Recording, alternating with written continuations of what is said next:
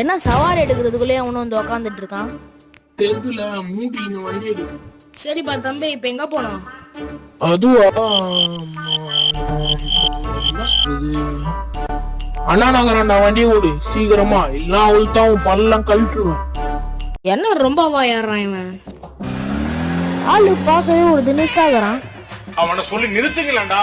அவன் நிறுத்துற அந்த லூசுக்கு மட்டும் வந்து கிடக்க போடுறா. 2000 years later.